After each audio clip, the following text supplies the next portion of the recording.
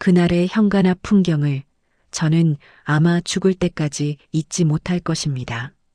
제주도 여행을 다녀온 아들 내외와 손주들이 엘리베이터에서 내리던 그 순간 현관 복도에 가득 쌓인 박스들을 보며 며느리가 당황한 얼굴로 물었습니다. 어머니, 이 박스들이 다 뭐예요? 저는 문에 등을 기댄 채 팔짱을 끼고 대답했습니다. 짐 박스야. 너네 짐. 네. 무슨 말씀이세요? 그리고 TV는요? 소파는요? 거실이 왜 이렇게 텅 비어 있어요? 저는 차갑게 그러나 또렷하게 말했습니다. 우리 집이라니. 여긴 어제부로 남의 집이야. 어머니, 지금 무슨 소리를 하시는 거예요? 잔금 다 치렀으니까. 새 주인이 다음 주 월요일에 이사 온다. 너희 짐은 이 복도에 내놓으련다. 아들이 뒤에서 굳은 얼굴로 달려왔습니다.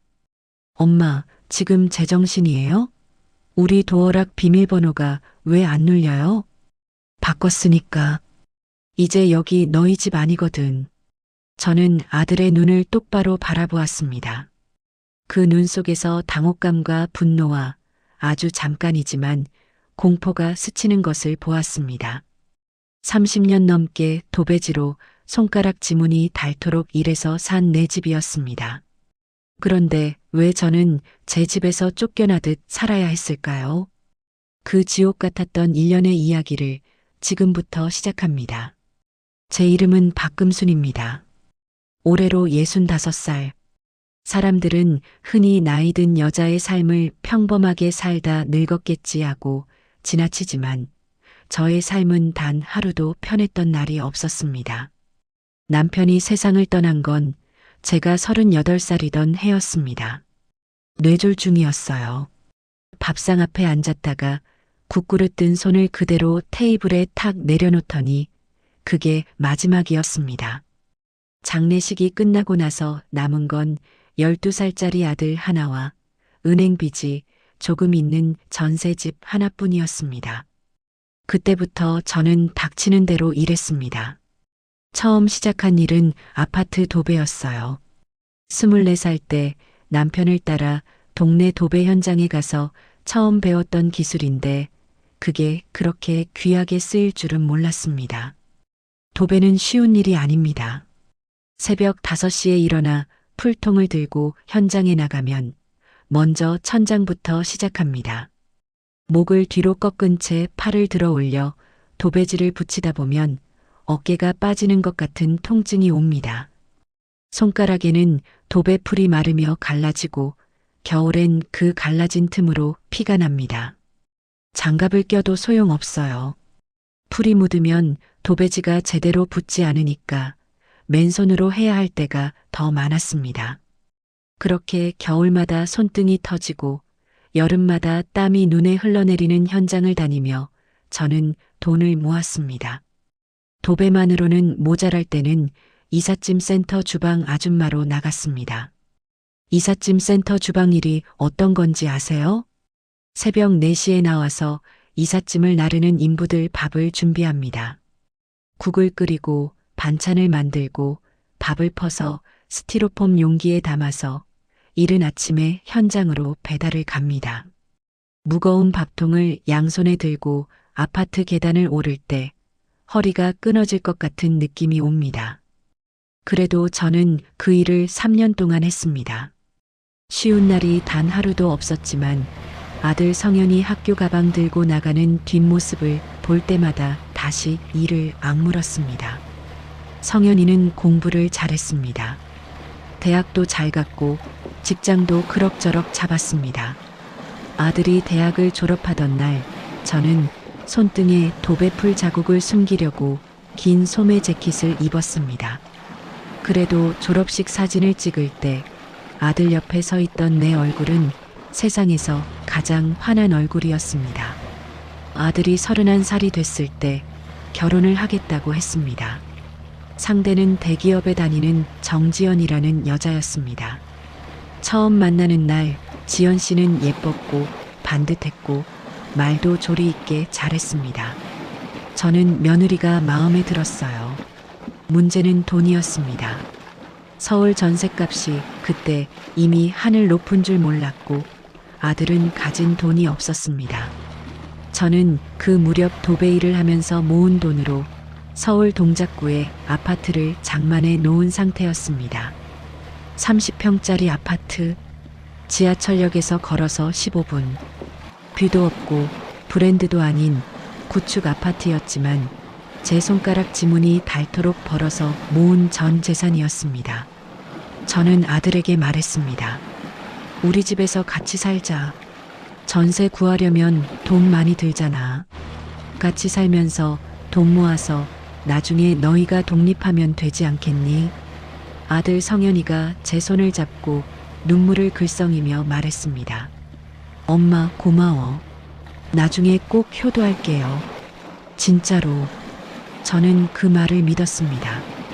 아니, 믿고 싶었습니다. 이사 날은 봄이었습니다. 4월에 햇살이 따뜻하게 내리쬐던 날, 이삿짐 트럭이 2대 왔습니다. 저는 오전부터 청소를 마치고 빈집을 닦아놓았습니다. 새 식구를 맞이하는 마음으로 창문을 활짝 열고 환기도 시키고 화장실 청소까지 새로 했습니다. 짐이 다 들어오고 나서 방 배정이 이루어졌습니다. 어머니, 저희가 제일 큰 방 써도 될까요? 부부 침실로요. 저는 웃으며 고개를 끄덕였습니다. 그래, 그게 맞지. 젊은 사람들이 안방 써야지. 그럼 작은 방은 나중에 아이 생기면 공부방으로 쓸 거고요. 응, 그래. 그러면 어머니는 저기 현관 쪽 방이 하나 있던데요. 현관 쪽 방이라는 건 제가 창고로 쓰던 공간이었습니다. 정확히는 옷방이었어요. 창문이 없는 방이었습니다. 환기가 전혀 안 됐고 작은 형광등 하나가 전부인 박스 몇 개 겨우 들어갈 정도의 공간이었습니다. 저는 잠깐 말이 없었습니다. 며느리는 제 표정을 읽었는지 보충 설명을 덧붙였습니다. 저희 살림이 원래 좀 많아서요. 어머니는 짐도 별로 없으시잖아요. 거기 딱 맞게 쓰실 수 있을 것 같아서요. 아들이 옆에서 한마디 했습니다. 엄마, 어차피 낮에는 거실에서 다 같이 있는 거 아니에요. 방은 잠만 자는 거지. 저는 그날 저녁 현관옆 옷방에 제 이불을 깔았습니다. 형광등 하나를 켜고 좁은 바닥에 누워서 천장을 바라보았습니다. 숨이 답답했습니다. 벽이 코앞이었습니다. 30년 동안 일해서 산 집인데 나는 왜 이 창고 같은 방에 누워 있는 걸까 하는 생각이 머리를 스쳤지만 저는 애써 그 생각을 밀어냈습니다. 며느리가 임신을 하면 손주가 생길 것이고 그걸로 됐다고, 그걸로 족하다고 그렇게 스스로를 달랬습니다. 다음해 여름이 끝나갈 무렵이었습니다. 며느리가 자기 친구들을 집에 초대하겠다며 한 주 전부터 준비를 부탁했습니다. 어머니, 친구들 6명 오는데요. 음식 좀 차려주실 수 있어요? 그럼 내가 차려야지. 근데요, 어머니, 그냥 집밥 말고요. 좀 케이터링처럼요. 예쁘게. 플레이팅도 신경 써주시고. 저는 알겠다고 했습니다. 모임 당일 아침부터 저는 주방에 서 있었습니다. 잡채를 볶고 전을 부치고 갈비찜을 하고 냉채를 만들었습니다. 2시간 반을 주방에서 움직이며 음식을 만들었습니다. 손목이 아팠지만 손주 낳고 고생하는 며느리를 생각하며 꾹 참았습니다. 친구들이 오자 며느리가 환하게 웃으며 맞이했습니다. 얘들아, 여기 어서 와. 음식은 내가 다 준비했어. 저는 순간 귀를 의심했습니다. 내가 다 준비했어. 그 말이 귀에 박히는 순간 뭔가 이상하다는 감을 받았지만 그냥 넘겼습니다. 식사가 시작됐습니다. 저는 주방에서 음식을 가져다 상에 올리는 역할을 했습니다.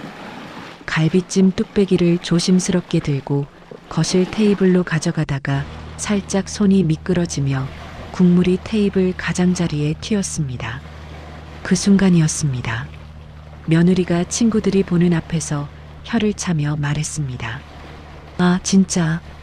이래서 나이 드신 분들은 쓰면 안 된다니까. 정적이 흘렀습니다. 친구들이 어색하게 시선을 돌렸습니다.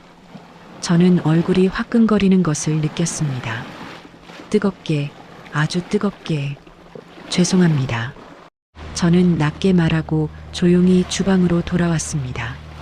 행주를 들고 다시 나가서 테이블을 닦는 동안 며느리는 아무 일도 없었다는 듯 친구들과 웃으며 수다를 떨었습니다.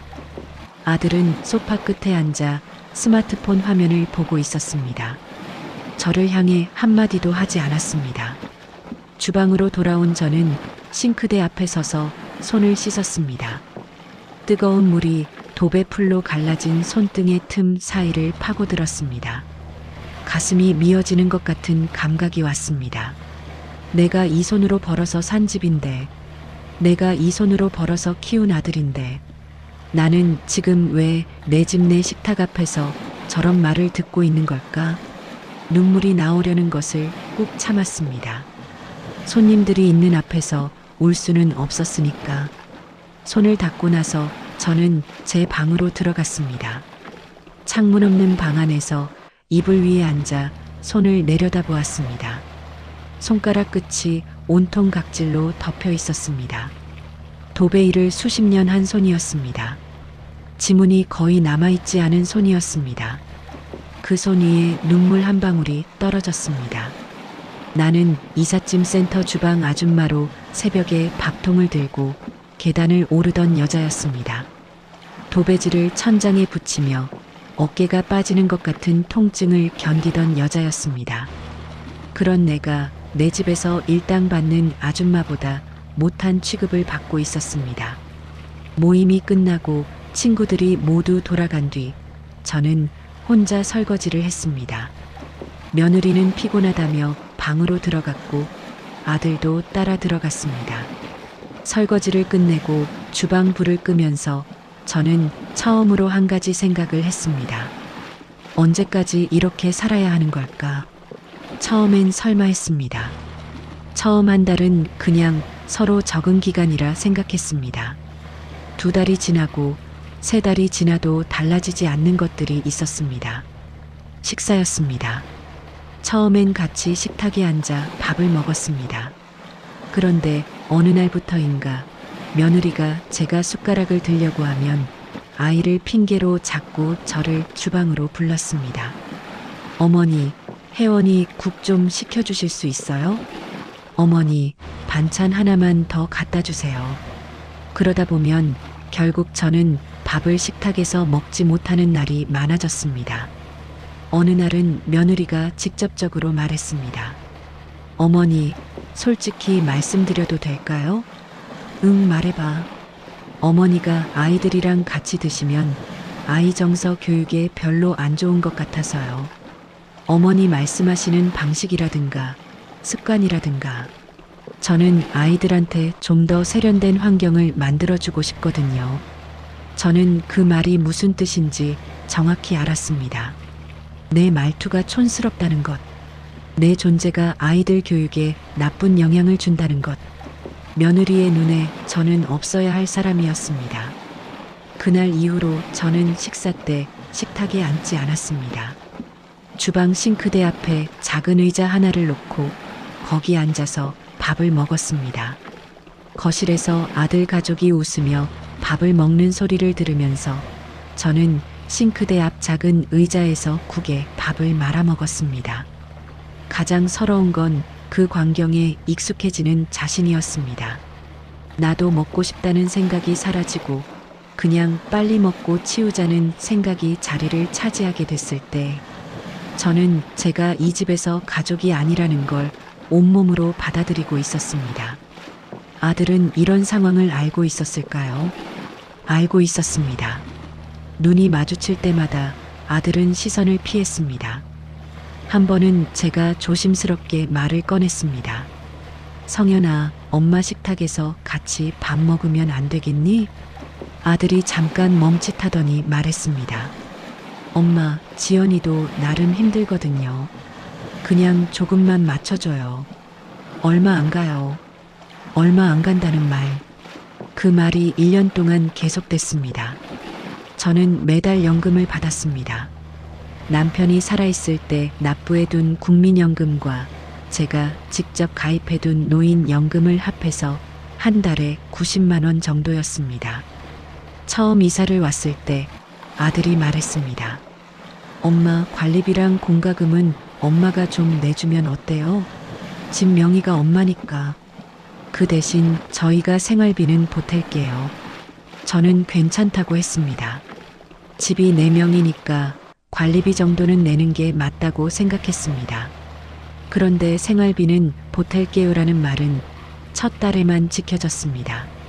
2달째부터 아들은 이번 달은 카드값이 많이 나왔다거나 지연이 친정에 도움을 좀 줘야 했다는 핑계를 댔습니다. 그리고 어느 순간부터는 아무 말도 없이 그냥 넘어갔습니다. 관리비, 전기세, 가스비, 인터넷비, 공동 구매 식재료비 다 제 통장에서 나갔습니다. 그것도 부족했습니다. 어느 날 통장 내역을 확인하다가 저는 이상한 항목을 발견했습니다. 백화점 카드 결제. 저는 백화점에 가지 않습니다. 백화점에 갈 형편도 이유도 없었습니다. 확인해 보니 며느리가 제 신용카드를 사용하고 있었습니다. 저는 직접 며느리에게 물었습니다. 지연아, 내 카드 내가 쓴 거야? 며느리는 전혀 당황하지 않았습니다. 아, 그거요. 어머니 카드가 제 가방에 있길래 그냥 썼어요. 나중에 드릴게요. 나중에 드릴게요가 벌써 석 달째야. 며느리가 눈살을 찌푸렸습니다. 어머니, 왜 이렇게 돈 얘기를 꺼내세요? 가족끼리 그게 보기 좋아요? 저는 말문이 막혔습니다. 저한테 그 말을 하는 거였습니다. 내 카드를 무단으로 쓴 며느리가 돈 얘기를 꺼낸 제게 그 말을 하는 거였습니다. 그날 저녁 아들이 퇴근하고 들어오더니 저를 불렀습니다. 엄마, 낮에 지연이한테 왜 그렇게 말했어요? 내 카드 쓴 거 돌려달라고 한 건데? 엄마, 집 한 채 있는 거 가지고 너무 유세 떨지 마세요. 지연이가 얼마나 상처받았는지 알아요? 그 말이 가슴에 못처럼 박혔습니다. 집 한 채 있는 거 가지고 유세 떨지 마세요. 제 손이 기억하는 건 도배풀 냄새였습니다. 겨울 새벽 이삿짐 센터 주방에서 밥통을 들던 무게였습니다. 그 집은 그냥 생긴 게 아니었습니다. 저는 그날 밤 창문 없는 옷방 안에서 천장을 바라보며 생각했습니다. 아들이 나를 보는 눈빛이 달라졌다는 것을, 어머니가 아니라 집 명의자로 보고 있다는 것을. 언제부터였을까? 나는 이 아이에게 그냥 집 주인이었던 걸까? 손주 혜원이 생일은 9월이었습니다. 며느리는 2달 전부터 준비를 시작했습니다. 호텔 연회장을 빌려서 생일 파티를 하겠다며 들뜬 목소리로 아들에게 말하는 소리가 옷방까지 들렸습니다. 저는 그래도 기뻤습니다. 손주 생일인데 성대하게 해주면 좋지. 저도 혜원이 선물을 준비했습니다. 연금에서 아껴서 5만 원짜리 동화책 세트와 봉제 인형을 샀습니다. 생일 파티 당일 저는 혜원이 드레스를 입혀주고 머리도 예쁘게 묶어줬습니다. 호텔 연회장에는 풍선이 가득했고 케이크도 크고 예뻤습니다. 혜원이가 눈을 동그랗게 뜨고 좋아하던 그 얼굴은 지금도 선합니다. 그날은 정말 행복했습니다. 문제는 그 다음 날이었습니다. 혜원이 생일 바로 다음 날이 제 생일이었습니다. 저는 아침에 일찍 일어나 아들 가족 아침을 준비했습니다. 아들이 밥을 먹으러 나왔습니다. 며느리도 나왔습니다. 혜원이도 나왔습니다. 아무도 제게 생일 축하 말을 하지 않았습니다. 저는 설마 했습니다. 기억을 못하는 걸 수도 있지 하며 아침을 차려 내놓고 제 밥을 싱크대 앞 의자에 앉아 먹었습니다. 점심이 지나도 아무 말이 없었습니다. 저녁도 마찬가지였습니다. 저는 혼자 냉장고를 열어 찬밥을 꺼냈습니다. 찬물을 부어 국을 말았습니다. 옷방으로 가져와 앉아서 그 밥을 먹었습니다.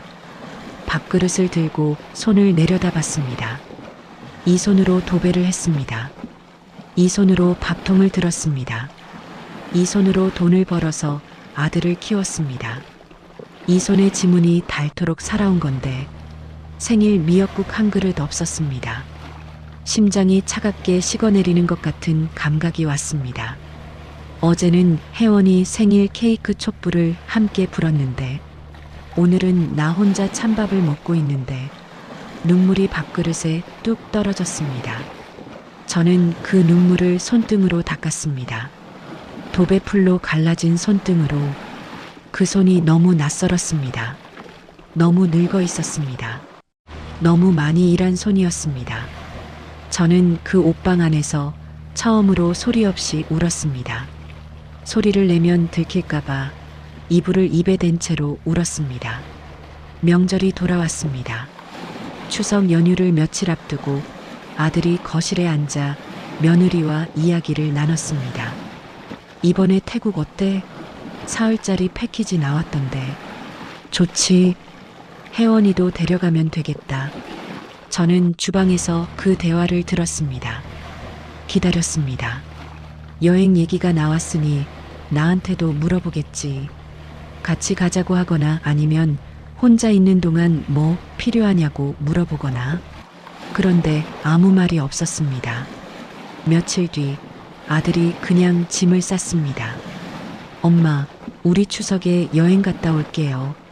그게 끝이었습니다. 냉장고에 뭐가 있는지 확인도 없이 혼자 지내는 동안 연락은 할 건지 말도 없이. 아들 가족이 떠난 명절 첫날, 저는 혼자 거실에 앉았습니다. 텔레비전을 켰다가 명절 특집 프로그램에서 웃고 있는 가족들이 나오자 바로 껐습니다. 밤이 됐습니다. 몸이 으슬으슬 추웠습니다. 처음엔 단순한 감기인 줄 알았는데 자려고 누웠다가 몸이 달아오르며 머리가 어지러웠습니다. 일어서려고 했는데 다리에 힘이 없었습니다. 저는 바닥에 앉은 채로 핸드폰을 들어 아들에게 전화를 걸었습니다. 신호음이 3번 울리고 연결됐습니다. 엄마, 왜요? 성현아, 엄마가 몸이 너무 안 좋아. 일어나질 못하겠어. 잠깐 침묵이 흘렀습니다. 지금 우리 비행기 타야 해요. 좀 있으면 탑승이에요. 그래도 엄마가 지금 많이. 엄마, 옆집에 도움 좀 구하거나 119 불러요. 우리 진짜 시간 없어. 전화가 끊겼습니다. 저는 바닥에 앉아 핸드폰 화면을 바라봤습니다. 이미 통화 종료 화면이 켜져 있었습니다. 명절에 아들이 해외여행을 가는 날 밤에 엄마가 쓰러졌다고 했는데 비행기가 더 중요했습니다. 저는 119에 전화를 했습니다. 구급대원들이 오고 들것에 실려 응급실에 갔습니다. 탈수증과 고열이었습니다. 수액을 맞고 새벽에 집으로 돌아왔을 때 아들에게서 문자 하나가 와 있었습니다. 엄마 괜찮아요? 저는 그 문자를 오래 바라보았습니다. 전화도 아니고 문자. 새벽 1시에 보낸 문자. 저는 답장을 하지 않았습니다. 창문 없는 방 안에 들어가 이불을 뒤집어 쓰고 처음으로 아주 냉정하게 생각했습니다. 나는 이들에게 가족이 아니다. 유통기한이 지난 소모품이다. 쓸 만큼 쓰고 필요 없으면 방치하는 그런 존재였구나. 그날 밤 저는 눈물이 나오지 않았습니다. 그 전까지는 눈물이 나왔는데 그날은 나오지 않았습니다. 눈물보다 더 단단하고 차가운 것이 가슴 안에 자리를 잡았습니다. 결심이었습니다. 아들 가족이 돌아온 다음 날 저는 아무것도 내색하지 않았습니다. 평소처럼 아침을 차렸습니다. 평소처럼 설거지를 했습니다. 평소처럼 싱크대 앞 작은 의자에 앉아 혼자 밥을 먹었습니다. 그러나 속으로는 저는 계획을 세우고 있었습니다. 그 주에 아들이 말했습니다. 엄마, 다음 달에 우리 일주일 유럽 여행 갈 거예요. 회사 연차 써서. 저는 고개를 끄덕였습니다. 그래, 잘 다녀와. 며느리도 신이 나서 여행 가방 이야기를 했습니다. 어머니, 일주일 동안 혼자 계실 수 있죠? 괜찮아. 걱정하지 마. 저는 웃으며 말했습니다. 그 웃음의 의미를 그들은 알지 못했습니다. 아들 가족이 출국하던 날 아침, 저는 공항버스 떠나는 소리를 들으며 현관 앞에 서 있었습니다. 엘리베이터 문이 닫히는 소리, 층층이 내려가는 발소리, 그 소리가 완전히 사라지고 나서 저는 핸드폰을 꺼냈습니다. 동네 부동산 번호를 눌렀습니다. 여보세요. 저 아파트 내놓으려고요. 부동산 소장님이 놀란 목소리로 물었습니다. 어머, 갑자기요? 얼마에 내놓으실 거예요? 저는 말했습니다. 급하게 팔아야 해서요. 시세보다 조금 낮게 내놓을게요. 잔금도 빨리 치를 수 있는 분이면 좋겠어요. 얼마나 빨리요? 일주일 안에. 다음 날 아침 부동산에서 연락이 왔습니다. 매수자가 있다고 했습니다. 같은 단지에서 오래 살다가 넓은 집으로 이사하고 싶었던 분이었습니다. 저는 매수자를 만났습니다. 집을 보여드렸습니다. 매수자는 집이 마음에 든다고 했습니다. 가격도 흔쾌히 합의가 됐습니다. 계약서에 도장을 찍는 순간 손이 떨렸습니다. 이 도장을 찍는 게 맞는 건지 아닌 건지 한 번 더 생각해 봤습니다. 그리고 확신했습니다. 맞습니다. 이게 맞는 겁니다. 계약이 성사됐습니다. 계약을 마치고 집으로 돌아온 그날 밤부터 저는 제 짐부터 정리하기 시작했습니다. 옷방에 쌓아뒀던 짐들을 박스에 차곡차곡 쌌습니다. 이불, 옷, 사진 몇 장, 남편 기일에 쓰는 제사용품들. 제 짐은 박스 5개면 충분했습니다. 30년 동안 일하면서 모은 물건이 박스 5개였습니다. 짐을 다 싸고 나서 저는 주방 창고에서 도배풀을 꺼냈습니다. 이사하기 전에 저는 집을 직접 도배하기로 했습니다. 새 주인에게 깨끗하게 넘겨주고 싶었습니다. 아들 방, 며느리 방, 손주 방, 거실. 구석구석을 새 도배지로 다시 붙였습니다. 천장을 올려다보며 도배지를 붙이는 동안 어깨가 익숙하게 아팠습니다. 수십 년 동안 느껴온 통증이었습니다. 그 통증이 그날만큼은 낯설지 않고 오히려 반가웠습니다. 나는 아직 이 손을 쓸 수 있구나. 나는 아직 살아있구나.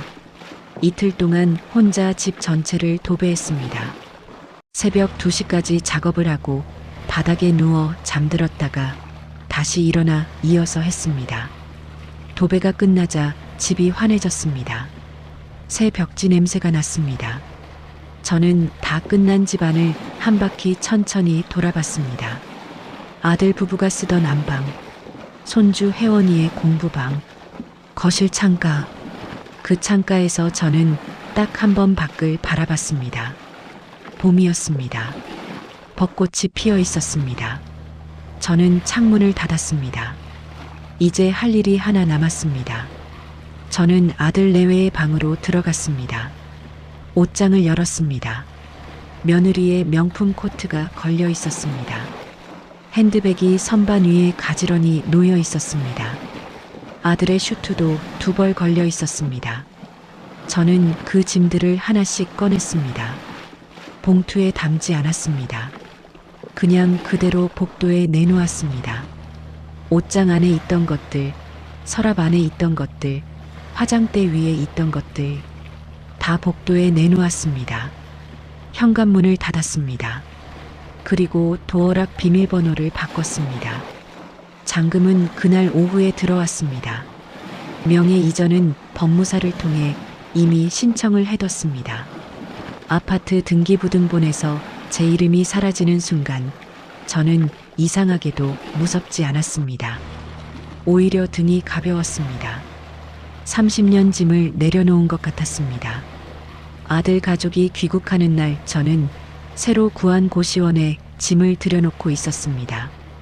작지만 창문이 있는 방이었습니다. 햇빛이 들어오는 방이었습니다. 짐을 정리하고 있는데 핸드폰이 울렸습니다. 아들이었습니다. 엄마, 도어락이 왜 안 열려요? 비밀번호가 바뀐 것 같아요. 바꿨어. 무슨 말이에요? 지금 집 앞인데. 알아. 어머니, 이게 무슨 상황이에요? 짐이 복도에 다 나와 있고, TV도 없고, 소파도 없고. 저는 잠깐 멈췄습니다. 그리고 말했습니다. 집 팔았어. 정적이 흘렀습니다. 길고 긴 정적이었습니다. 아들이 낮고 떨리는 목소리로 물었습니다. 엄마, 지금 뭐라고 했어요? 집 팔았다고. 잔금까지 다 치렀어. 새 주인이 다음 주 월요일에 이사와. 엄마, 그 집이 우리 집이잖아요. 우리가 살고 있는 집이잖아요. 저는 조용히 그러나 단호하게 말했습니다. 4명의 내 집을 내가 팔았는데 무슨 불만이니? 전화기 너머로 며느리가 소리치는 것이 들렸습니다. 이게 무슨 일이에요? 어머니가 미치셨나? 저는 전화를 끊었습니다. 그리고 핸드폰 전원을 껐습니다. 다음 날 오전 저는 아파트 앞으로 나갔습니다. 아들 가족이 복도에 있었습니다. 밤을 거기서 보낸 것 같았습니다. 며느리는 눈이 퉁퉁 부어 있었습니다. 혜원이는 엄마 품에 안겨 잠들어 있었습니다. 아들이 저를 보자마자 달려왔습니다. 엄마, 어디 있었어요? 전화는 왜 꺼놓고? 이게 말이 돼요? 우리 지금 어디서 자야 해요? 저는 아들 앞에 섰습니다. 한 발자국도 물러서지 않고. 성현아, 엄마가 한마디만 할게. 아들이 잠시 입을 다물었습니다. 저는 말했습니다. 이 집 살 때 너희가 보탠 돈이 1원이라도 있니? 아들이 대답을 못했습니다. 이삿짐 센터 주방 아줌마로 새벽마다 밥통 들고 계단 오르던 게 나였어. 도배일로 손가락 지문이 닳도록 일한 게 나였어.